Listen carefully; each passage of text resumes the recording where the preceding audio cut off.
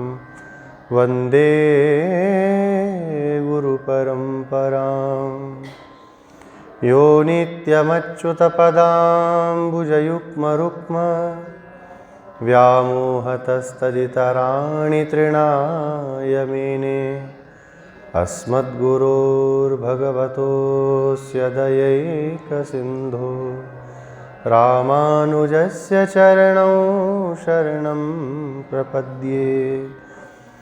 आसाये विमले दधानमुरसि श्रीयज्ञसूत्रं सितं भाले श्रीसहितोर्ध्वपुण्ड्रतिलकं हस्ते त्रिदण्डं वरम् वेदान्तद्वयसारबोधनचरणं स्वाचार्यभक्तं यतिं वन्दे वैष्णववृन्दभूषणमहं श्रीदेवनारायणं वाधूलवंशकलसाम्बुधिपूर्णचन्द्रं श्रीश्रीनिवासगुरुवर्यपदाब्जभृङ्गं श्रीवाससूरितनयं विनयोज्वलन्तं श्रीरङ्गदेशिकमहं शरणं प्रपद्ये। यो ब्रह्माणं विदधाति पूर्वं यो वै वेदांश प्रणोति तस्मै तगुंहदेवमात्मबुद्धिप्रकाशं मुमुक्षुर्वै शरणमहं प्रपद्ये। कालिन्दी पुण्यतीरे मुनिजनविभवं दिव्यवृन्दावनाख्ये भक्ताभीष्टप्रदन्तं रघुकुलतिलकं सानुजं शार्ङ्गपाणिं राधाकृष्णाख्यतत्त्वं श्रितजनशरणं भ्राजमानं शुभाङ्गं सीताचित्ताभिरामं भवभयहरणं सन्ततं भावयामि। गोदाविभूषणसुरम्यवराभिधानं वृन्दावनावनिनिधिं करुणैकतानम् अर्चावतारनिखिलेष्वपि यत्प्रधानं तद्रङ्गदेशिकधनं शरणं सराणि। श्रीस्तनाभरणं तेजः श्रीरङ्गेशयमाश्रये चिन्तामणिमिवोद्भान्तम् उत्सङ्गेऽनन्तभोगिनः देवस्य महिषीं दिव्याम् आदौ गोदामुपास्महे। यन्मौलिमालिकां प्रीत्या स्वीकरोति स्वयं प्रभु वाञ्छाकल्पतरुभ्यश्च कृपासिन्धुभ्य एव च पतितानां पावनेभ्यो वैष्णवेभ्यो नमो नमः। श्रीवैष्णवेभ्यो नमो नमः। श्रीमन्नारायण नारायण नारायण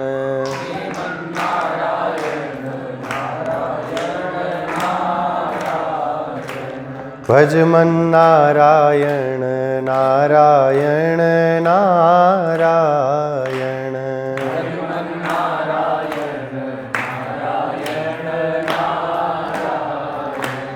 गोदा नारायण नारायण नारायण गोदा नारायण नारायण नारायण रंग नारायण नारायण नारायण रंग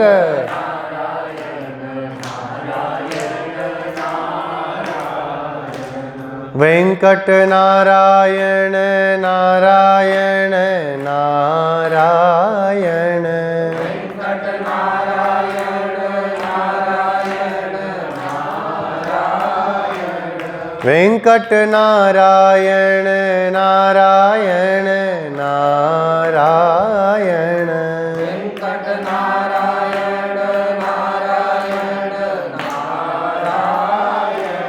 वरद नारायण नारायण नारायण वरद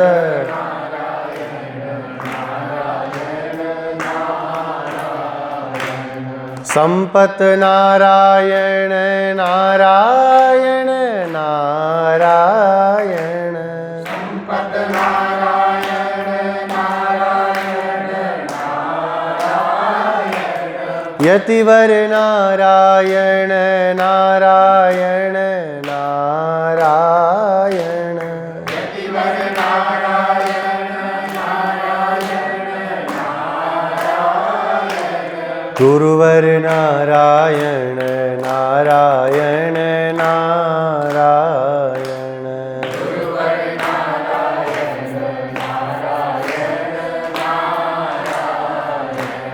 श्रीमन्नारायण नारायण नारायण श्रीमन्नारायण नारायण नारायण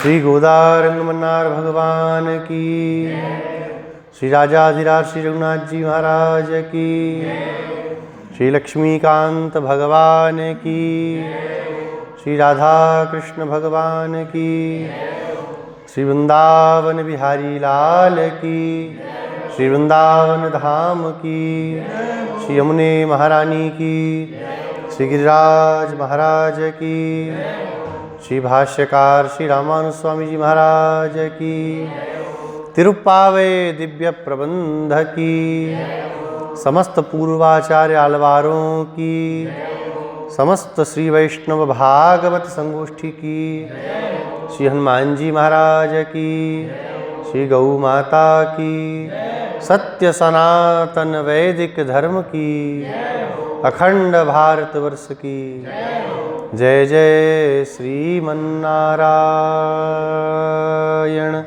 जय जय श्री भाष्यकार। अखिल हे प्रत्यनीक कल्याण गुणैकतान, श्वेतर समस्त वस्तु विलक्षण, सच्चिदानंद घन भक्त वांछा प्रपूरक, श्री वैकुंठ निलय भगवान श्री गोदारंग मन्नार, कृपा समुद्र भगवान आदिशेषावतार श्री भाष्यकार रामानुज स्वामी जी महाराज, परम पूज्य प्रातः स्मरणीय श्रीमान श्री रंगदेशिक स्वामी जी महाराज, श्रीमान स्वामी जी महाराज, समुपस्थित समस्त श्री वैष्णव भागवत वृंद, सखियों को जगाने का क्रम अनवरत चल रहा है। अभी तक जितनी गाथाएं थीं सब में अनुभव किया जाता था, व्याख्यान की दृष्टि से अनुभव किया जाता था कि ऐसा कुछ वार्तालाप हो रहा है। लेकिन जो 15वीं गाथा है यह साक्षात अम्मा जी का और इन सखी का संवाद रूप में है, शास्त्रार्थ रूपी यह गाथा हमारे पूर्वाचार्य कहते हैं। 30 गाथाओं का सारांश इस गाथा को श्री अड़ंगड़ाचार्य स्वामी जी महाराज अपने व्याख्यान में बोलते हैं। ये 30 गाथाओं का सारभूत यह गाथा है। आलवारों के क्रम में श्री परकाल स्वामी जी महाराज सबसे अंतिम आलवार, कौन? परकाल स्वामी जी, तिरुमंगई आलवार, इनका उत्थापन कर रही हैं और प्रभावती नाम से अम्मा जी इनको सखी के रूप में पुकार रही हैं। कीर्तन हो रहा था कल ना, संख्येन चक्रम धरत विशाल भुजम, ऐसे भगवान के सुंदर गान हम गाएंगी। वो वाली सखी के घर के बगल वाले ही घर था इसका। सब कीर्तन करने लगी तो कीर्तन की धुन कान में पड़ गई। संसार में भी देखिए, संसारी लोग कीर्तन होता है तो सो भी जाते हैं, बढ़िया नींद आती है। कीर्तन की एक विशेष महिमा है।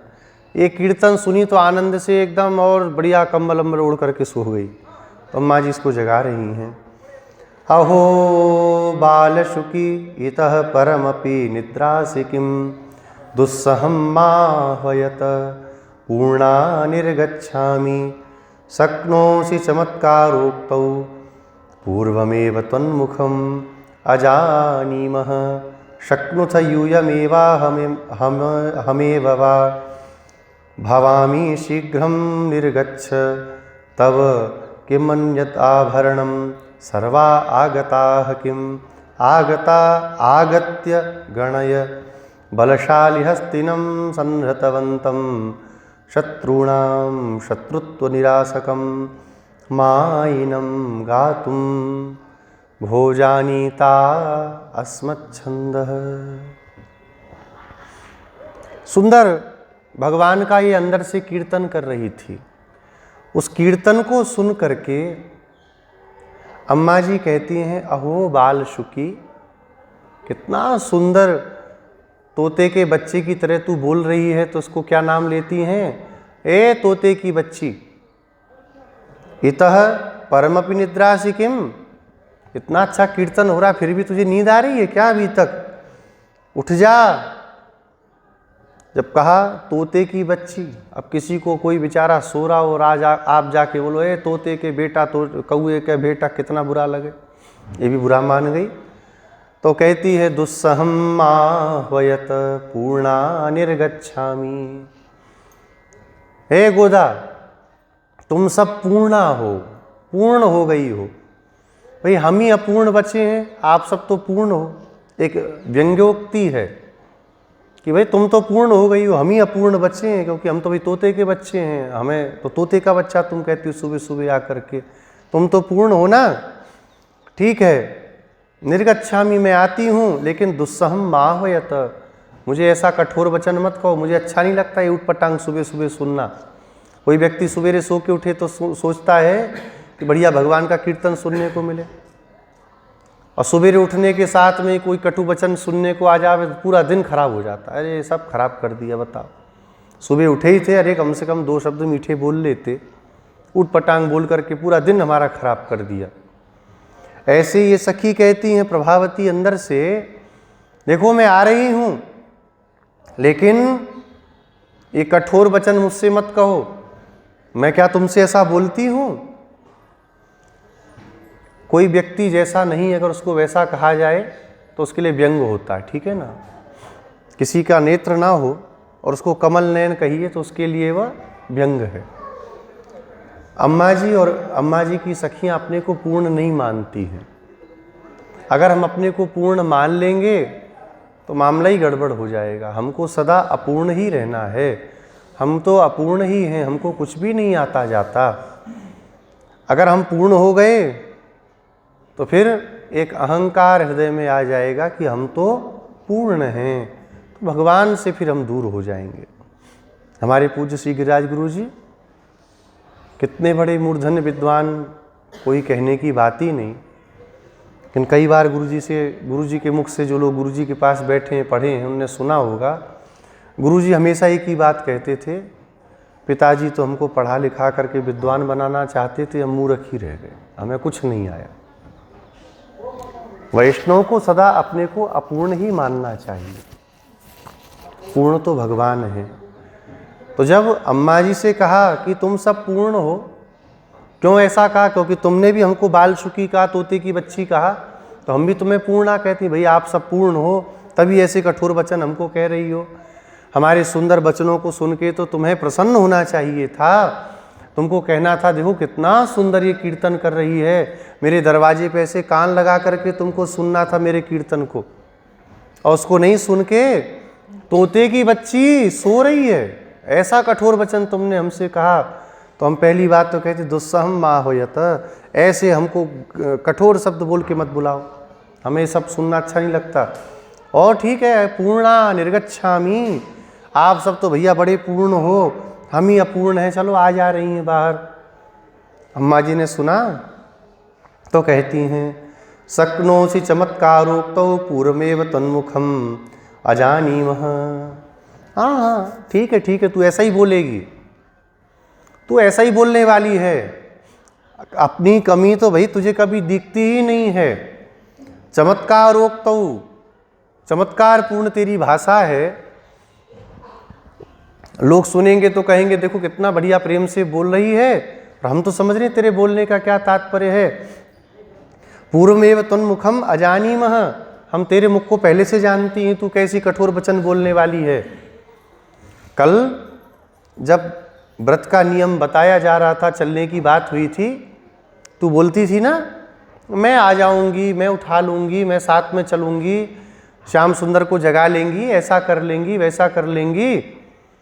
तेरा अच्छा चमत्कारोक्तौ, चमत्कृत वार्ता करने में तो तेरा कोई इस ब्रज में कोई मुकाबला ही नहीं है, तेरे जैसी वाणी किसी के पास है ही नहीं। हाँ, तू ऐसा ही बोलेगी हमारे लिए, क्योंकि तेरी कटु बोलने की सदा से आदत पड़ी हुई है। किसी व्यक्ति को शुरू से जैसा उसने अपने को ढाला है वैसा ही बोलता देखा जाता है। कोई व्यक्ति हैं जीवन में, अगर प्रारंभ से उन्होंने अपने ऊपर अपने ऊपर नियंत्रण रखा, अभी नींद उतरी नहीं है, क्या किया, मेरी भी गलती नहीं है अगर अपने पर नियंत्रण नहीं किया, वो ऊटपटांगी बोलेंगे, जरा सी बात में कुछ का कुछ बोलेंगे।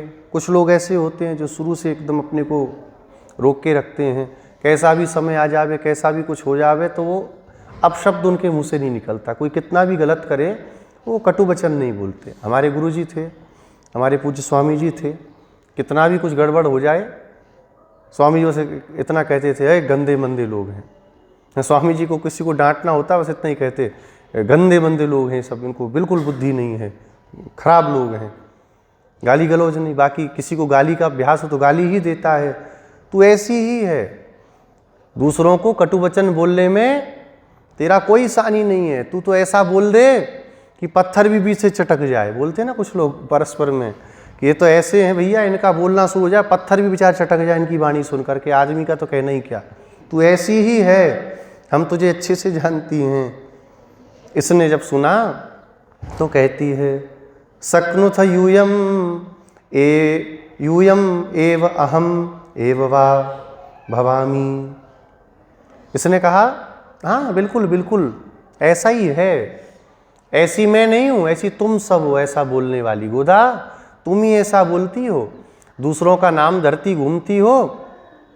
लेकिन एक शब्द ये जब कह दिया इस प्रभावती ने कि नहीं नहीं तुम ही ऐसी हो, तो पुनः हृदय में भाव जागृत हुआ, क्या किसी वैष्णव को ऐसे बोलना चाहिए?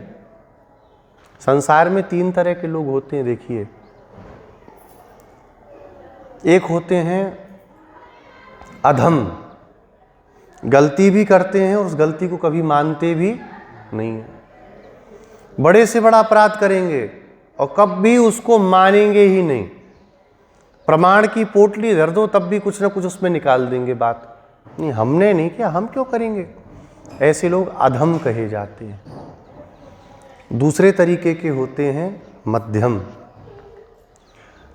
आपसे गलती हुई है ना, आपने गलत किया था, इतना किसी ने कहा तो मान लेते हैं, हाँ हमसे गलती हो गई, क्या करें, अनजाने में हो गई, जान के भी हो गई, क्योंकि वासनाएं पाप की आज तक चली जा रही हैं, वो खींच रही हैं, तो हमसे गलती हो गई।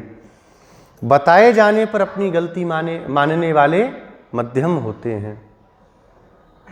उत्तम कौन होते हैं? गलती नहीं भी की और किसी ने कहा तुमने ऐसा किया है, हाँ अगर आप ऐसा कहते हो तो ज़रूर हमसे गलती हुई होगी, हमको नहीं पता, लेकिन आप कहते हैं तो आप गलत नहीं कहते हैं। अपनी गलती न होते हुए भी उस गलती को स्वीकार करने वाले ये उत्तम कोटि के वैष्णव होते हैं। ये वैष्णवता की उच्चतम श्रेणी है। यहाँ तक पहुँचना बहुत कठिन है, इसीलिए तो हम लोग प्रयास कर रहे हैं। ये जो तिरुप्पावै सुनते हैं, भगवान का आराधन करते हैं, मंत्रानुसंधान करते हैं, भागवतों का संग चाहते हैं, इससे हमको क्या मिलेगा? बोले यही सब अनुसंधान हमारे जीवन में आएंगे। गलती करके गलती न मानने वाले संसार में बहुत से लोग घूम रहे हैं। आज 90 नहीं 99% लोग ऐसे ही हैं जो गलती करने के बाद में क्या कहेंगे, हमने नहीं किया, लड़ जाएंगे हमने नहीं किया। 0.99% लोग हैं जो गलती मानने वाले हैं। हाँ हो गई गलती, अब बताइए क्या करा जाए।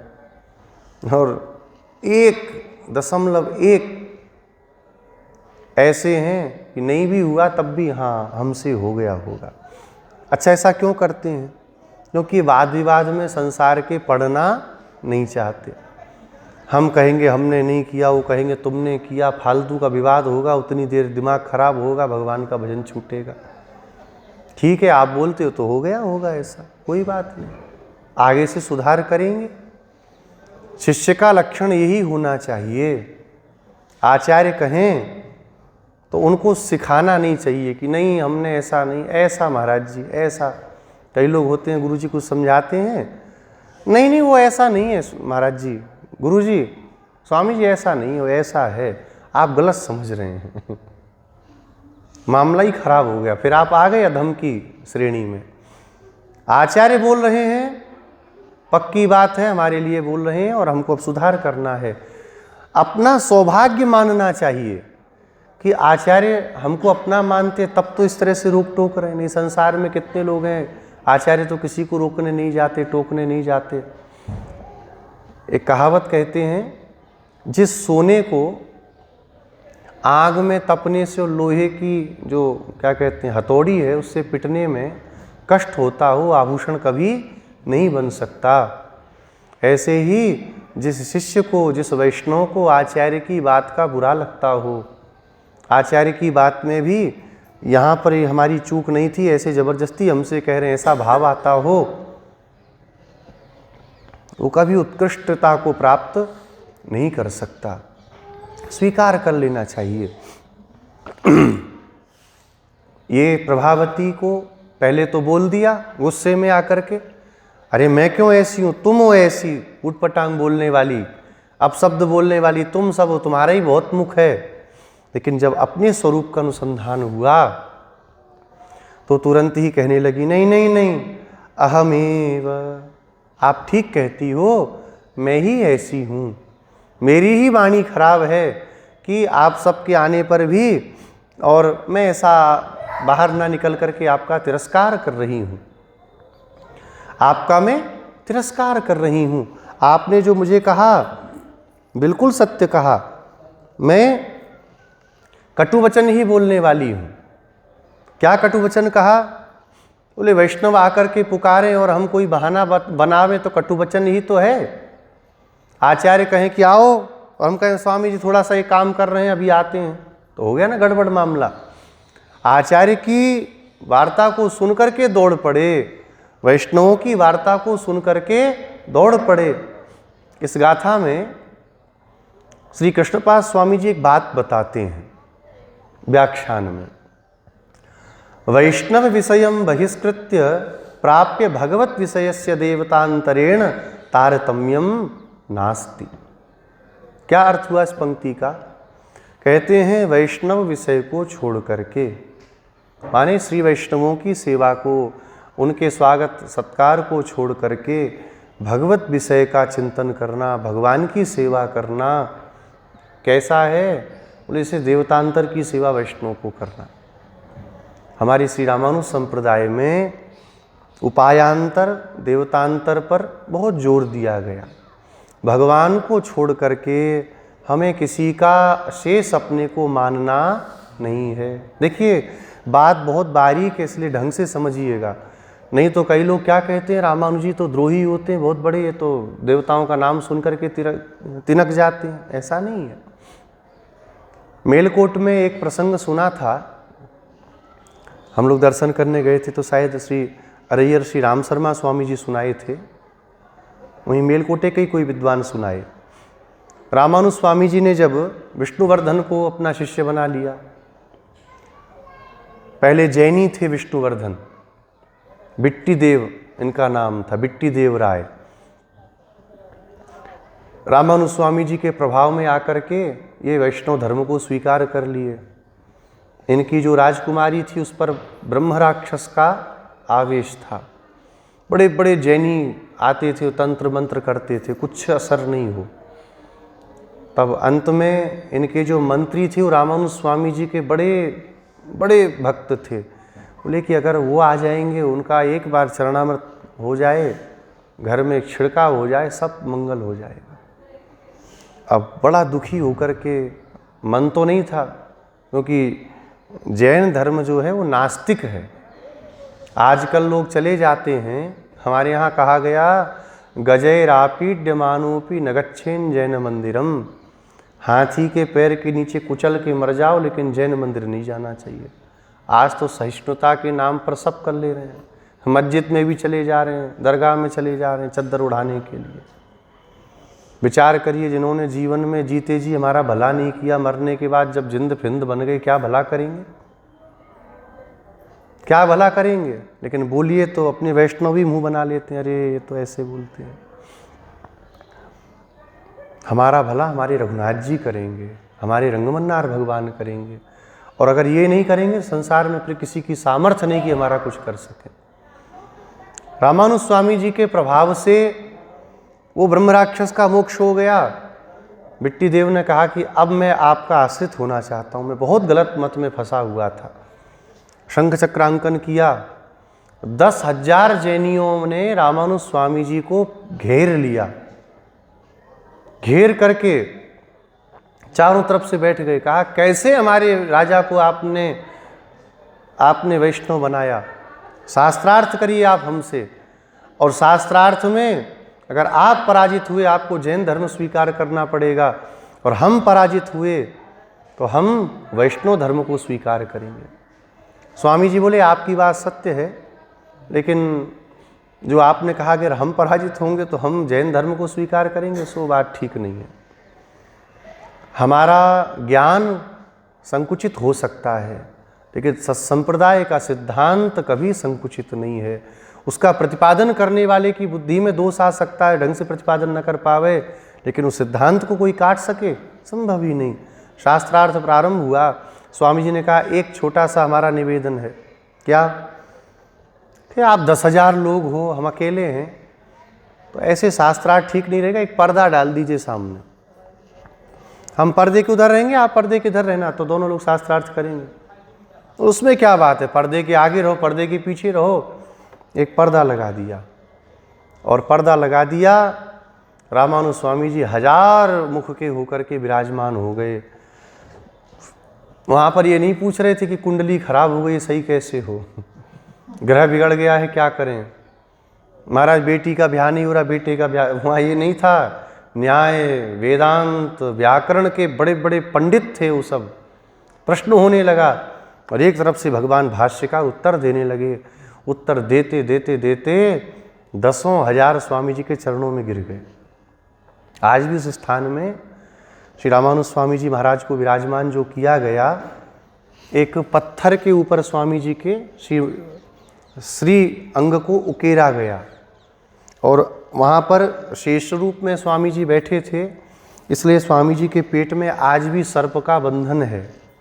मेलकोटे की यात्रा पे जो लोग गए होंगे, कोई गए हैं आप में से? नहीं गए अभी, आप लोग गए हैं?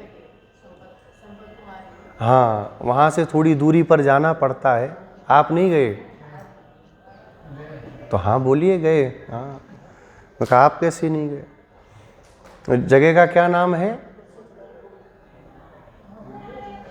जहाँ वो नंबी नारायण भगवान हैं, सामने पारसारथी भगवान हैं, वो जगह का नाम ही एकदम से भूल गया। हाँ, तोंडनूर कैरे। तोंडनूर कैरे में आज भी वहाँ पर आप देखेंगे तो रामानुज स्वामी जी के मस्तक के ऊपर शेष जी बने हैं। ऐसे एकमात्र स्थान है, ये शेषासन केवल श्री वरवर मुनि स्वामी जी के मस्तक पर विराजमान होता है। तोंडनूर कैरे में रामानुज स्वामी जी, योग नरसिंह भगवान की सन्निधि है, और वहाँ पर रामानुज स्वामी जी के मस्तक पर ऐसे। और एक विशेष वस्तु, वहाँ पर चक्र किस हाथ पर होता है? दाहिने, कहीं भी देखिए दर्शन करिए। शंख होता है बाएं, वहाँ पे दोनों पलट करके हैं। शंख है रामानुज स्वामी जी के दाहिने और चक्र है बाएं। तो हमने वहाँ पे स्वामी जी पूछा, स्वामी जी उल्टा कैसे हो रखा है? तो हंस कर के बोले उल्टा नहीं है, यहाँ स्वामी जी समाश्रित करने के लिए विराजमान हुए।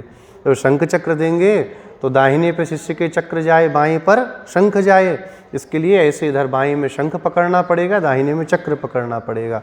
अब 10,000 थे तो ऐसे ऐसे दिया हो, ऐसे माध्व संप्रदाय वाले आचार्यों का वीडियो आता है ना, वो गर्म करके ऐसे ऐसे देते हैं फटाफट। और आजकल हमारे संप्रदाय में तो कहना ही क्या है, ठंडे से भी काम चल जाता है, नहीं भी शंख चक्र दो तब भी काम चल जाता है। कहते हैं कि भाव की सत्ता है, जब भाव की ही सत्ता है तो इतना बड़ा शास्त्र बनाया ही क्यों, भाव ही बना देते भगवान सबके लिए, जो मन में आवे। बिना पंच संस्कार के वैष्णवता सिद्ध ही नहीं हो सकती। अन्य किन्हीं संप्रदायों में शीत शंख चक्र का विधान भी है, हमें कोई आपत्ति नहीं, भाई सबकी अपनी अपनी मान्यताएं हैं। लेकिन भगवान श्री भाष्यकार के संप्रदाय में तप्त मुद्राओं की ही परंपरा है। बिना तप्त मुद्रा ग्रहण किए इस संप्रदाय में हम प्रवेश नहीं कर सकते। शंख चक्रांकन से होता क्या जानते हैं? अनंत समय के जो पाप हैं, संताप हैं, वो सब नष्ट हो जाते हैं और तब यह देह मूल मंत्र, द्वय मंत्र, चरम श्लोक को ग्रहण करने योग्य बनता है, पवित्रता आती है। अपवित्र शरीर में रहस्यत्रय प्रतिष्ठित नहीं करना चाहिए। भगवत विग्रह की प्रतिष्ठा होती तो क्या करते हैं, पहले प्रोक्षण आदि करते हैं, तब जाकर के पवित्र करके उसमें प्राणों की प्रतिष्ठा की जाती है। यही होता है ना। ऐसे ही इस शरीर में, मलमूत्र के इस शरीर में अनादिकाल से पाप करते हुए इस जीव में जो पूर्व समय के अनंत अनंत जन्मों के जो दुष्कृत स्पर्श हो रखे हैं, शंख चक्रांकन होते ही वो सब भस्म हो जाते हैं और यह पवित्र होकर के भगवान के शंख चक्र का भगवान के मंत्र का अधिकारी हो जाता है। रामानुज स्वामी जी महाराज ने उनको शंख चक्र प्रदान किया, 10,000 श्री वैष्णव हो गए। उसी मेलकोटे क्षेत्र की बात है। विष्णुवर्धन स्वामी जी के शिष्य थे तो पंचनंबी क्षेत्रों को वहाँ पर विराजमान किया। इनमें प्रधान रूप में कौन है? तिरुनारायण भगवान, जिनको हम लोग क्या कहते हैं? श्री संपत कुमार भगवान। उनके जो उत्सव विग्रह हैं उनका नाम है संपत कुमार। पर हमारे उत्तर के वैष्णव अलग अलग नाम नहीं जानते तो हम लोग संपत कुमार भगवान बोले, तिरुनारायण बोले नहीं समझ पाते, को संपत कुमार भगवान सब जहाँ मेलकोटे वाले। वहाँ पर एक शैवों का भी कहीं मंदिर है, वो मंदिर भी टूटने लगा तो स्वामी जी के पास आकर के बोले, स्वामी जी हमारा मंदिर भी टूट रहा है, अगर आप अपने शिष्य को बोलें तो हमारा मंदिर भी बन जाएगा। अगर द्रोह होता तो स्वामी जी क्या कहते विष्णुवर्धन को शिव मंदिर को उखाड़ करके फेंकवा देना। विष्णुवर्धन से क्या कहा, जाओ और उस मंदिर का जितना वो लोग कहते हैं वैसा उद्धार करके उसको अच्छा बनाओ। कई दिव्य देशों में हमारे शंकर जी की सन्निधि भी है। एक अपना दिव्य देश है, श्रीरंगम के आगे चलते हैं, उत्तमर कोयल, वहाँ पर ब्रह्मा जी भी हैं उसी में है ना, महादेव जी भी हैं, भगवान भी हैं। ब्रह्म कपाली सबने सुना है ना, कहाँ पर है? बद्रिकाश्रम में। किसी कल्प में ऐसी भी कथा आती है, महादेव जी उत्तमर कोयल में भगवान का दर्शन करने पहुँचे और वह ब्रह्म कपाल वहीं पर उनका छूटा। ये भी एक कथा आती है। द्रोह नहीं है किसी देवता के प्रति। अगर वैष्णव के मन में, देवताओं को छोड़िए वो तो भगवान के अंश हैं, किसी एक सामान्य जीव के प्रति भी अगर दुर्भाव आ रहा है तो भगवान कभी स्वीकार नहीं करेंगे। अनन्यता में और द्रोह में अंतर होता है, जानना चाहिए। कई लोग अनन्यता के चक्कर में द्रोह भी करने लग जाते हैं। उधर देखेंगे ओ ऐसे करके चलेंगे, उधर झांकना नहीं, ये नहीं करना। और कोई मुसलमान, कोई विधर्मी अधिकारी हो तो उसको जा करके साहब नमस्ते सर, तब अनन्यता कहाँ गई भाई आपकी? अगर अनन्य है तो फिर भगवान को, वैष्णवों को छोड़ के कहीं जाइए ही नहीं। ये कोई दिव्य देश में से स्वामी जी बोलते हैं, कुटिम कृत्वा तस्मिन यदुगिरी तटे नित्य वसति ही। एक कुटिया बना के यदुगिरी तट पर पड़े रहो, पर्वत पर, संसार का काम कर रहे हैं तो क्या करना चाहिए? बोले देवतांतर का पूजन तो नहीं ही करना चाहिए, लेकिन उनकी निंदा भी नहीं करनी चाहिए, उनका व्रत भी नहीं करना चाहिए, पूजन भी नहीं करना चाहिए। सामने कोई आ गए तो उनका तिरस्कार भी नहीं करें, प्रणाम कर लिए, महाराज जय हो आपकी, ठीक है, अपना काम करिए। अब जा कर के सारा कुछ करना, अब बहुत से वैष्णव हैं, अपना ये आता है ना, क्या कहते हैं, सावन, पूरा पूरा सावन वो लोग महादेव जी का अभिषेक करते हैं। संसार के लोग करें, अच्छी बात है, हमें भगवान के अभिषेक से फुर्सत मिले तब तो उनके पास जाएंगे। भगवान का करना है, भगवान में और उनमें कोई भेद नहीं है। संसार में कई मत हैं, तो कुछ मत वाले भी बोलते हैं ना कि भगवान में और देवताओं में कोई भेद नहीं, तो वो मत भी हमारे लिए बहुत अच्छा है, ग्राह्य है। जब कोई भेद ही नहीं है तो फिर वहाँ क्यों करेंगे, अपने भगवान का ही करेंगे, सबका हो गया, ये आप भी मानो, है कि नहीं, भगवान का हो गया। और देखिए, भगवान को किया गया सबको प्राप्त हो जाता है। पेट है, ये पेट क्या है, भगवान है। यहाँ पे जो अन्न जाएगा वो सब अंगों में पहुँच जाएगा। उंगली को कुछ पहुँचाना चाहें, हाथ को कुछ पहुँचाना चाहें, पैरों को पहुँचाना चाहें, नहीं पहुँचेगा, जाएगा पेट के ही माध्यम से। इसीलिए भगवान के लिए कुछ कर लिया, सबको पहुँच जाएगा। द्रौपदी जी का प्रसंग आता है, 10,000 शिष्यों के साथ में दुर्वासा जी आए। किसने भेजा? दुर्योधन ने। दुर्योधन की सेवा से प्रसन्न होकर दुर्वासा जी बोले क्या वरदान चाहिए? बोले महाराज एक वरदान दे दीजिए, हमारे भैया लोग इस समय जंगल में रह रहे हैं, नहीं बताया, जुए में हरा के हमने भेजा है। हमारे भैया लोग जंगल में रहते हैं, बड़ा भजन वजन करते रहते हैं, महाराज उनका आतिथ्य स्वीकार कर लीजिए। दुर्वासा जी बोले बड़ा महात्मा आदमी, सुयोधन है, इसको दुर्योधन वो लोग बोलते हैं, बता भाइयों को कितना प्रेम करता है, ठीक है, पर महाराज ये कृपा और, हाँ दोपहर के बाद जाइएगा, दोपहर तक तो बेचारे भजन पूजन में ही लगे रहते हैं, दोपहर के बाद आप पहुंचिएगा। देखो कितना उनको मानता, उनके भजन में विघ्न ना आ जाए। बोले भैया बिल्कुल आशीर्वाद देते हैं, दोपहर के बाद ही जा। अब ये क्या बदमाशी क्या थी? द्रौपदी जी को एक अक्षय पात्र प्राप्त था और उसको ये वरदान था कि जब तक आप प्रसाद नहीं पाओगी, एक नहीं 1 करोड़ भी आएंगे तो पात्र कभी खाली नहीं होगा। दोपहर तक तो द्रौपदी पाई लेगी, फिर क्या बचा, फिर तो शाप ही मिलेगा। दुर्वासा जी 10,000 शिष्यों के साथ गंगा के तट पर आए। युधिष्ठिर जी ने स्वागत सत्कार किया, कहा हम आज आपके यहाँ प्रसाद पाएंगे? कहा महाराज हमारा बहुत बड़ा सौभाग्य है। भीमसेन जो खाएगा वही खिलाता, जो खाता ही नहीं क्या खिलाना जाने। भीमसेन दिन भर खाते तो खिलाना भी जानते हैं। तो भीमसेन ने क्या किया, द्रौपदी से जाके कहा, ए द्रौपदी तैयारी करनी है, 10,000 शिष्यों के साथ दुर्वासा जी आए, प्रसाद बनेगा।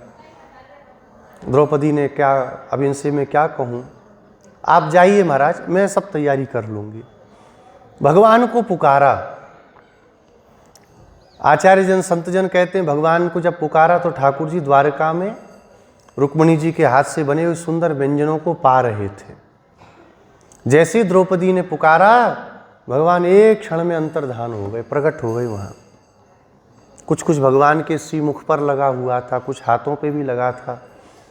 अपने मुख को पहुँचते भगवान बोले बहुत भूख लग रही थी, जबरदस्ती तेरे बुलाने पे भाग के आया, ऐसा है कुछ खिलाने के लिए जल्दी से ला, बहुत भूख लग रही है। द्रौपदी ने जब सुना तो भगवान के चरणों में झुक कर के रोते हुए बोली, भैया आज कुछ पवाने का ही होता तो आपको क्यों पुकारती, एक दाना भी नहीं है और मेरा अक्षय पात्र भी अब कल तक कुछ भी प्रकट नहीं करेगा। 10,000 शिष्यों के साथ दुर्वासा जी आ गए हैं, आप बताएं हमको क्या करना चाहिए। भगवान ने कहा सब बाद में बताएंगे, सब बाद में सुनेंगे, अभी भूख लग रही है, पहले अक्षय पात्र लाओ। अरे उसको धो दिया, अरे हम तो बोले लेके आओ। भगवान ने उस अक्षय पात्र में, भगवान सत्य संकल्प हैं, एक शाक का पत्ता प्रकट कर दिया। हमारे गुरुजी बोलते थे तुलसी का दल प्रकट कर दिया, और जैसे ही अपने मुख पे रखा भगवान को अद्भुत तृप्ति प्राप्त हुई। डकार ली भगवान ने, और भगवान की डकार लेते ही 14 भुवन में जितने जीव हैं यहाँ तक नरक में पड़े हुए पापियों को भी सुंदर सुंदर डकारे आने लगे, तृप्त हो गया सारा ब्रह्मांड। ब्रह्मा जी तृप्त होकर के पेट पे हाथ फेरे, बोले अभी तो प्रसाद पाया नहीं, क्या बात है। इंद्रादिक देवता हाथ फेरे पेट पर। इधर दुर्वासा जी बेचारे मध्याह्न संध्योपासन करते थे, 10,000 चेला गंगा के पल्ली पार चले गए। दुर्वासा जी ने बड़े प्रेम से देखा, भैया ये क्या है। बोले गुरुदेव आपने निमंत्रण स्वीकार किया, हमने तो नहीं किया, और जब हम ही नहीं बचेंगे तो सेवा कौन करेगा, तो आप पा लीजिए, उसके बाद हम यहीं खड़े, हम तो नहीं पा पाएंगे। दुर्वासा जी का भी यहाँ तक भर गया, ये भी क्या पावें। द्रौपदी से भगवान ने कहा बुला लो, सबको बुला लो, सबका हो जाएगा। भीम से कहा महाराज बुला लीजिए, प्रसाद तैयार है। भीम ने जाके युधिष्ठिर जी से कहा भैया बुला लीजिए। अकेले दुर्वासा जी बस अगल बगल देखते खड़े थे बेचारे। महाराज चलिए। दुर्वासा जी बोले चलते तो जरूर, पर क्या बतावें आज हमारा व्रत है, हम भूल गए। अब ऐसा भैया यहीं से आशीर्वाद देते हैं, फिर कल आ जाएंगे, फिर कभी आ जाएंगे। तात्पर्य क्या हुआ इस कथा का कि भगवान की तृप्ति से सबकी तृप्ति हो जाएगी। हम भगवान को एक लोटा जल स्नान कराएंगे, 33 करोड़ देवता कहे जाते हैं, सबका स्नान। वही नहीं, अनंत कोटि ब्रह्मांडों में बसने वाले जितने प्राणी हैं सब तक वो हमारा एक लोटा जल पहुंच जाएगा। एक पुष्प भगवान को चढ़ाएंगे, जितने पूज्य हैं सबको पुष्प अपने आप पहुंच जाएगा। एक बार भगवान को प्रणाम करेंगे, सबको प्रणाम पहुंच जाएगा। इसलिए भगवान को छोड़ करके देवतांतर में वैष्णव को नहीं लगना चाहिए। श्री कृष्णपाद स्वामी जी कहते हैं, जैसे वैष्णव के लिए देवतांतर का निषेध है, वैसे ही अगर भगवान की सेवा और वैष्णव की सेवा सामने आवे तो देवतांतर की सेवा के समान भगवान की सेवा भी त्याग देनी चाहिए, भगवान को भी छोड़ देना चाहिए। वैष्णवों की इतनी बड़ी महिमा। कुरेश स्वामी जी महाराज श्रीरंग धाम में निवास करते थे। दोनों नेत्र उनके चले गए थे, स्वयं ही निकाल के फेंक दिए। क्रमीकंठ की सभा में गए ना, आजकल के चेले हों तो गुरुजी कोई धक्का मार के आगे कर दें। बहुत बड़ी जब सेना आती देखे तो समझ गए कि कुछ तो उत्पात करने आ रहे हैं लोग। आज भी रामानुज स्वामी जी के जब हम लोग 10 दिन का अवतार महोत्सव मना रहे थे, एक दिन ये लीला होती है आज भी हमारे मंदिरों में। कुरेश स्वामी जी ने देखा कि कुछ तो गड़बड़ है, तो झट से, वो तो गृहस्थ थे, अपने श्वेत वस्त्र को त्याग दिया और वो कासाय वस्त्र स्वामी जी के जो स्नान के बाद पहनने के थे उनको स्वयं पहन लिया। उनका त्रिदंड हाथ में लेकर के और क्रमीकंठ की सेना के सामने खड़े हो गए। उन्होंने कहा कि यहाँ रामानुजाचार्य कौन है? बोले क्या करना है? बोले उन्हीं से काम है। कहा हम ही हैं। बोले चलो हमारे साथ। महापूर्ण स्वामी जी ने देख लिया तो बोले कि ये कहाँ जा रहा है कुरेश, तो स्वयं भी पीछे पीछे चल दिए।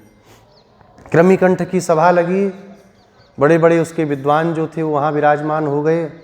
उन्होंने कहा रामानुज, तुम नारायण का परत्व तो कहते हो, पर नारायण शिव से बड़े नहीं हैं, शास्त्रार्थ करो।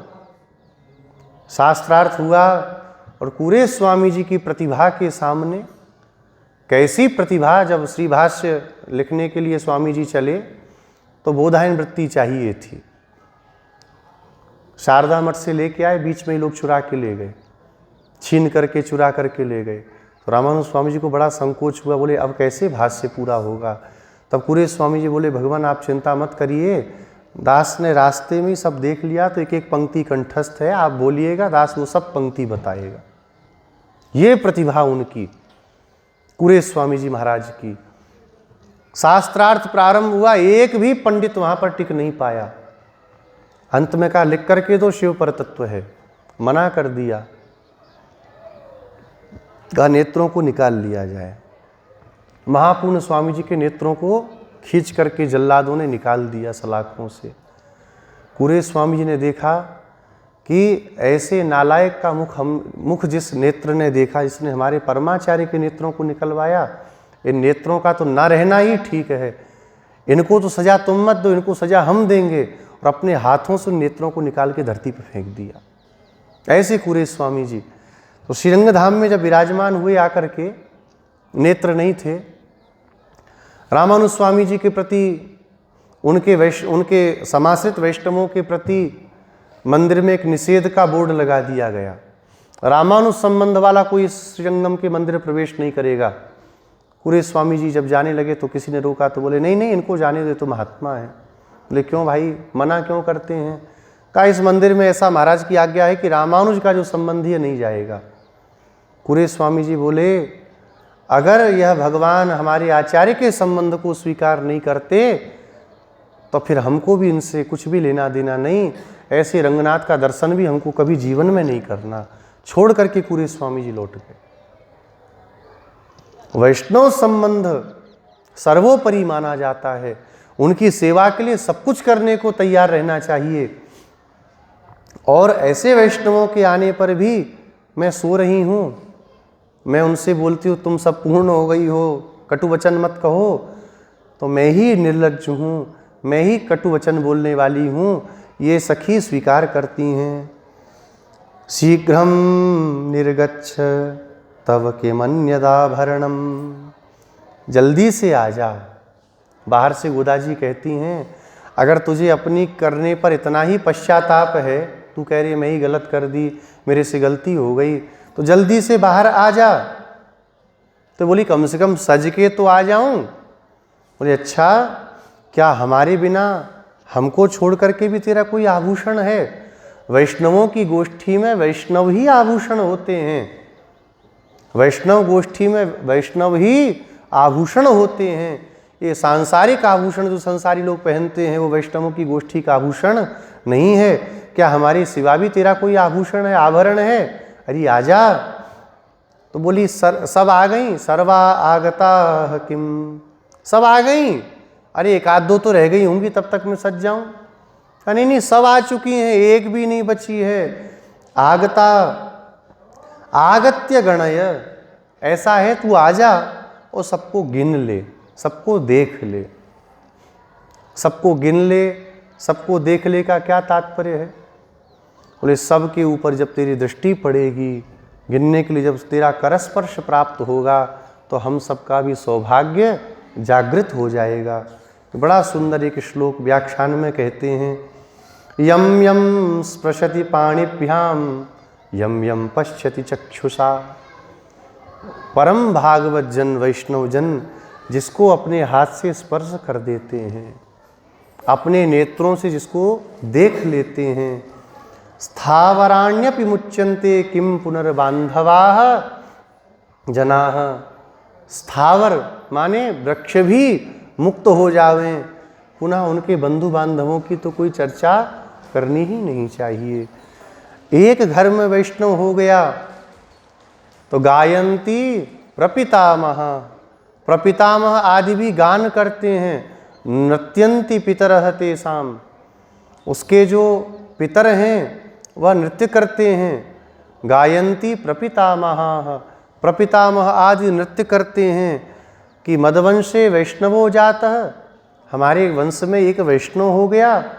सन्नस्त्राता भविष्यति, अब यही हमारा त्राता, त्राता माने रक्षक होगा, ये हमें भगवान तक ले जाने वाला होगा।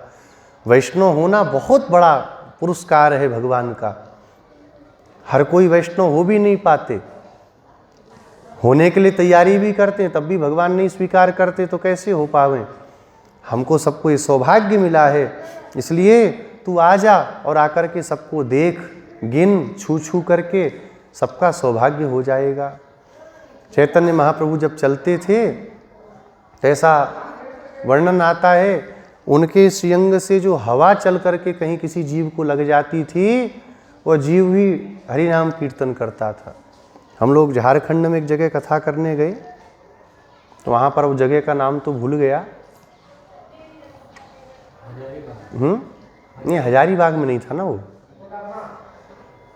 नहीं कोडरमा नहीं, तो कोई जगह थी जहाँ पे वो रहते हैं श्रीनिवास जी, वहाँ से लेके गए 30-40 किलोमीटर। तो आप समझिए वहाँ से, अब जगह क्या पता करनी, बाद में याद आएगा तो बता दूंगा। वहाँ पे एक पहाड़ है, एक छोटी सी नदी जा रही है। उस पहाड़ पर क्या विशेषता है जानते हैं? पूरे पहाड़ के ऊपर पैरों के चिन्ह बने हैं। किसके बने हैं? कहीं पर शेर के पैरों के चिन्ह हैं, कहीं पर हिरणों के चिन्ह हैं, कहीं हाथी के चिन्ह हैं और कहीं पर चैतन्य महाप्रभु के चरणों के चिन्ह हैं। क्या घटना हुई?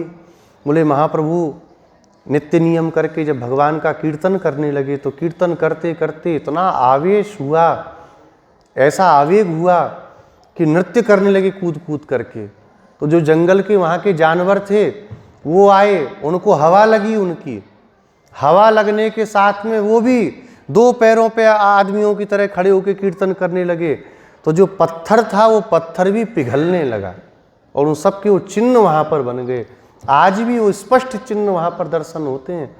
ऐसा नहीं है कि कोई मनमानी बात है, हम लोग खुद देख के आए। जैसे ऐसा बनता है ना, खुर जैसा चिन्ह बने, हाथी का बने, महाप्रभु जी का चरण चिन्ह तो बड़ा सुंदर बना हुआ है। ऐसे जो परम वैष्णव हैं देख लें, साथ में बैठ जावें, मुख से कुछ कह देवें, इतने में कल्याण हो जाता है। तो इसलिए तू परम वैष्णवी है, एक बार बाहर आ जा, हम सबको देख और हम सबको गिन ले, हम सब आ गई हैं। बलशाली हस्तिनम संहृतवंतम शत्रुणाम शत्रुत्व निरासकम मायिनम गातुम। क्या करेंगी हम बाहर आकर के, बताओ चलो। बोले बलशाली हस्तिनम संहृतवंतम, 1000 हाथियों का बल रखने वाला। कौन? कुबलयापीड हाथी, कंस का। इतना बलशाली था ये हाथी, था तो जरासंध का। एक दिन जरासंध के यहाँ से महावत को मार करके भाग पड़ा। बहुत से लोग इसको पकड़ने के लिए दौड़े, किसी के बस में नहीं आया। मथुरा में यमुना के किनारे कंस खेल रहा था। कंस ने देखा हाथी चित्कार करता हुआ आ रहा है, सब भागने लगे। कंस ने जो उसके पैर में सांकर पड़ी थी उस सांकर पे अपना अंगूठा लगा दिया और खड़ा हो गया। ये हाथी वहीं का वहीं स्तब्ध होकर खड़ा हो गया, हिलडुल नहीं पाया। ये बात जब जरासंध को पता चली तो उसकी 2 पुत्री थी, एक का नाम था अस्ति, दूसरी का नाम प्राप्ति। दोनों का विवाह इसके साथ कर दिया। वो हाथी भी दहेज में दे दिया। ऐसा वो मद वाला हाथी भगवान को मारने के लिए जब भगवान मथुरापुरी में पधारे तो श्री ठाकुर जी को मारने के लिए खूब उसको शराब पिलाई गई। महावत लेकर के मार्ग में खड़ा हो गया। भगवान ने कहा भाई इसको बगल करो। कहा इसको तो नहीं, पर तुमको ये हाथी बगल जरूर करेगा। कह करके महावत ने उसके सिर पर प्रहार किया अंकुश का। सूंड उठा करके भगवान को मारने के लिए दौड़ा। जैसे ही भगवान के पास आया, दोनों दांतों से प्रहार किया। भगवान और दाऊ जी एक एक तरफ कूद गए। उसके दांत जाकर के धरती पर लगे तो धरती में भी बड़ा भारी छिद्र हो गया। अंत में भगवान ने इसकी सूंड को पकड़ा और घुमा करके आकाश में फेंक दिया। धम्म से धरती पर गिरा और गोविंदाय नमो नमः हो गया। विशाल जो दांत थे इसके, उन दांतों को खींच करके निकाल लिया। वे दांत का क्या करोगे? अब अम्मा जी के लिए तो दांतों का उपयोग आएगा ही आगे। किस में भगवान ने इन दांतों का उपयोग किया, अम्मा जी अभी अगली ही 2-1 गाथा के बाद बताएंगे, वहीं सुनेंगे। भागवत में क्या उपयोग हुआ? दाऊ भैया बोले क्या करोगे? बोले राजा के पास जावे तो रिक्त हस्त नहीं जाना चाहिए, तो कुछ उपहार लेके चले मामा के लिए। तो क्या ले उपहार? बोले एक दांत आप पकड़ो, एक दांत हम पकड़ें। और जैसे ही पहुंचे भगवान, हंतम कुबलया पीडम, कुबलया पीड़ जिसको कोई जीत नहीं सकता था, उस हाथी को मार के दांत उखाड़ लाइए। कांपता हुआ चाणूर को बोला। तो चाणूर भगवान के पास गया, युद्ध करो। भगवान ने कहा हम बच्चे हैं, हमारे बराबर का ले आओ, 11-12 साल का, तो लड़ लेंगे, आपसे क्या ही लड़ें महाराज। तो कहा जिसने खेल खेल में 1000 हाथियों के बल को रखने वाले कुबलया पीड़ को मार दिया, वो बच्चा हो सकता है? न बालो न किशोरस्तुम, न तुम बालक हो न तुम किशोर हो। बलश्च बलिनाम वरह, बलवानों का बल जो है वह तुम हो, श्रेष्ठ बल तुम हो। आओ आकर के युद्ध लड़ो। ऐसे कुबलया पीड़ हाथी का उद्धार करने वाले, शत्रुणाम शत्रुत्व निरासकम, शत्रुओं के शत्रुत्व का निराश करने वाले, बड़े बड़े मल्ल आए, भगवान एक एक पटक में सबका उद्धार कर रहे हैं। लेकिन माइनम बड़े मायावी हैं, कंस को एक पटक में नष्ट कर दिया। हमारे ब्रज में कथा सुनाते हैं आचार्य संत लोग, भगवान ने जब कंस का उद्धार किया तो इसके भाई वगैरह और लोग जब आए तो दाऊ जी ने मोर्चा संभाल लिया। भगवान क्या कर रहे थे? भगवान ने पीतांबर तो अपना कसी रखा था, और जब अखाड़े में अपने रंगनाथ भगवान का जब रथ का मेला होता तो अखाड़े में होती है ना लड़ाई, लंगोटी बांध के सब लड़ने उतरते हैं मल्ल। भगवान ने भी अपने पीतांबर को, धोती को लंगोटी की तरह कस रखा था। तो जांग को पीटते भगवान चिल्लाने लगे, है कोई माई का लाल जिसने माँ का दूध पिया हो, आओ सामने मेरे, मैं आज देखता हूँ कौन है इस मथुरा में। जैसे ही कहा, भगवान के एक सखा जिनका नाम है वृषभ, वो दूर वहाँ पर खड़े थे, किसी तरह से सब लांग फलांग करके दौड़ते आए, ठाकुर जी को एक कंधे से पकड़ा, एक पैर से पकड़ा, उठाया और धम्म जमीन पे पटका, और ये घुटना लगा करके भगवान के वक्षस्थल पर बैठ गए। बोल, माँ का दूध हमने पिया है कि नहीं पिया? भगवान ने कही, दादा तुमसे किसने कही थी? हम तो मथुरा वालों की कह रहे थे। अरे तुमने तो हमें सिखाया है भैया, गुरु से भला हम कैसे जीतें? ब्रजवासियों से पिट जा रहे हैं भगवान, कंस को एक पटक में मार रहे हैं, और वहीं वृषभ आके भगवान को पटक करके कह रहा है, चोरे बता हमने दूध पियो है कि ना पियो? भगवान कह रहे, भैया तुम नहीं तो दूध पियो, हम तो मथुरा वालन की बात करें, हमने तुम्हारी बात कहाँ कही? ऐसे जो माई हैं, माइनम अत्यंत आश्चर्यमय लीलाओं वाले। कैसी आश्चर्यमय लीला है कि ब्रह्मा जी आए, से ही गांव है यहाँ ब्रज में ही, और वहां आकर के भगवान की लीलाओं को देखने लगे। बड़ी विचित्र लीला हमारे ब्रजवासी कहते हैं, संसारी लोग सुनेंगे तो मुंह बन जाता है। भगवान कढ़ी मांगते हैं सीदामा जी से। सीदामा जी ने देखा 3 दिन बासी कढ़ी है, लाला का मुंह खराब हो जाएगा, मैं ना दे रहा लाला, मेरी मैया ने बनाई है, मैं पीऊँगा। और गट गट गट गट पी गए। भगवान जब तक झपटने पहुँचे, कटोरा हो गया खाली। तो सीदामा जी के बगल बगल से जो कढ़ी लगी थी, भगवान उसको अपने मुख से चाट रहे थे। ब्रह्मा जी ने देखा तो राम राम राम। ये से ही गाँव के आचार्य, से ही गाँव के जो पंडा पुरोहित लोग हैं वो ये कथा बोलते हैं। ब्रह्मा एक राम राम राम, ये भगवान है, जूठा कूठा वो उसके मुंह पे लगा हुआ खा रहा है। भागवत में भी तो यही हुआ, हंसते हंसाते पा रहे हैं। बताओ, इन सब के बीच में बैठ करके कोई जूठा, कोई अलग अलग पत्तल नहीं, एक ही में सबको भर रखा है, उठा उठा के मुंह बन गया। अत्यंत आश्चर्यमयी लीला वाले, जिनकी लीलाओं को देख करके ब्रह्मा जी जैसे मनीषी भी आश्चर्य में पड़ जाते हैं, संसारी भी पड़ जाते हैं। क्व सप्ताहायनो बाल क्व महाद्रि विधारणम। बाबा सच सच बताओ, लाला कहाँ से उठा लाए तुम? बाबा ने कही, भैया लाला हमारो ही है। कहाँ तो 7 साल का तुम्हारा छोटा सा लाला, और कहाँ इतना बड़ा गिरिराज पर्वत। ततोनो जायते शंकाम ब्रजनाथ तवात्मजे। हे ब्रजनाथ, आपके बालक के प्रति हमारी शंका हो रही है, आप सच सच बताइए किसका लाला है। तब श्री गर्गाचार्य जी के वचन को सुनाया नंद जी ने। हमें तो भैया ऐसा लगता है कि भगवान नारायणी इसके अंदर घुस गए और उन्होंने पर्वत उठा लिया। जी क्या उठाएगा? अत्यंत आश्चर्यमयी लीलाओं वाले, शत्रुओं के शत्रुत्व का निराश करने वाले। शत्रुओं को नहीं मारते। बोले शत्रु कैसे मर रहे हैं? बोले शत्रु तो अपनी शत्रुता से मर जा रहे हैं, लेकिन उनके अंतर में जो शत्रुत्व है भगवान के प्रति, भगवान उसको नष्ट कर देते हैं। रावण विचार करता है, भगवान के बारे में जब सुना तभी जान गए कौन है, लेकिन क्या कहता है, ये इस तामस शरीर से भजन तो होने वाला नहीं है। खरदूषण मोह समान बलवंता, इन्हीं को मारे बिनु भगवंता। बिना भगवान के इनको कौन मार सकता है? अब भजन तो हमसे होगा नहीं, शरणागति तो हमसे होगी नहीं।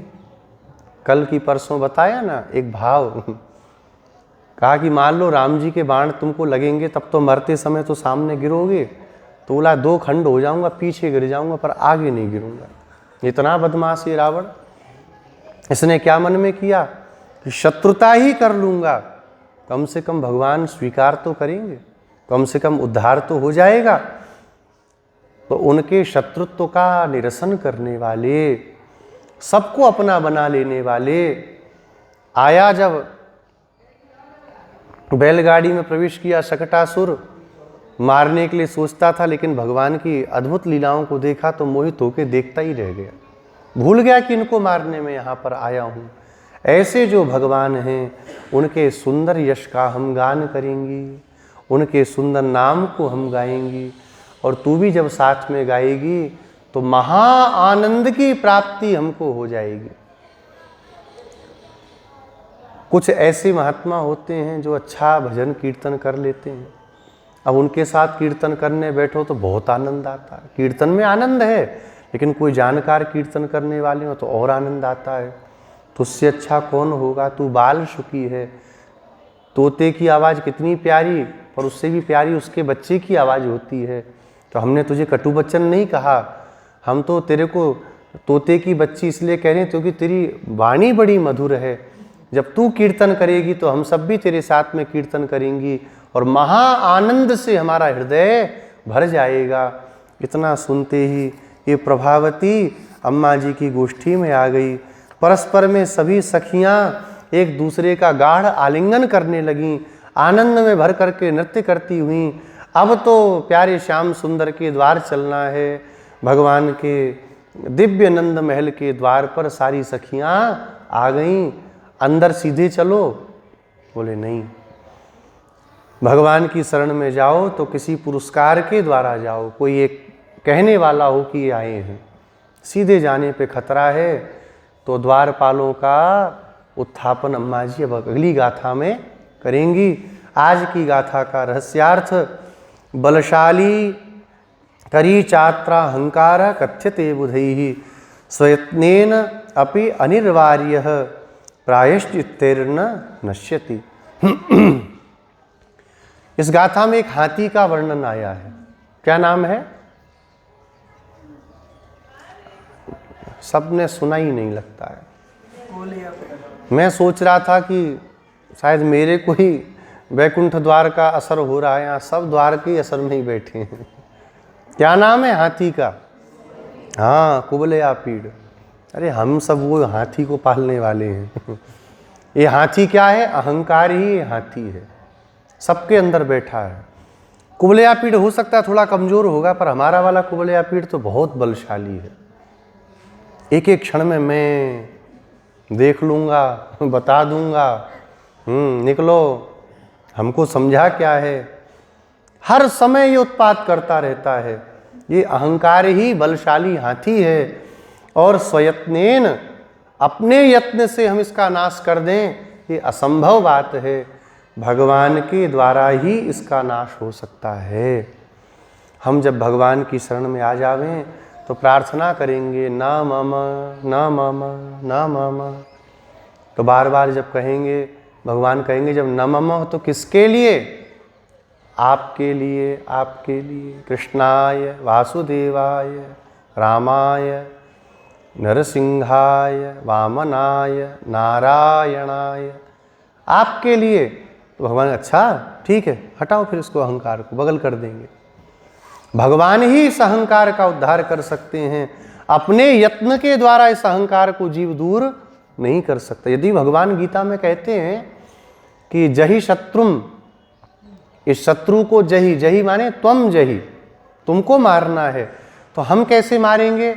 हमारा क्या प्रयास होना चाहिए? बोले बस प्रार्थना ही हमारा प्रयास है। हे प्रभु, इस अहंकार को, हे आचार्य, हे वैष्णव भक्त वृंद, हमारे इस अहंकार को दूर करिए, आप कृपा करिए। प्रायश्चित्त के द्वारा ये दूर होने वाला नहीं है। श्री कृष्ण चंद्रो भगवान करिणोस्य निवर्तकः, साक्षात परब्रह्म श्री कृष्ण ही इस हाथी के निवर्तक हैं। भगवान के जो शरणागत हो जाते हैं, इस अहंकार रूपी हाथी से भगवान उसको बचा लेते हैं। अन्यथा अनादिकाल से अहंकार रूपी हाथी के पैरों में ही कुचले जा रहे हैं। संसार क्यों नहीं छूटा? आप विचार करिए। भगवान का रामावतार एक बार हुआ क्या?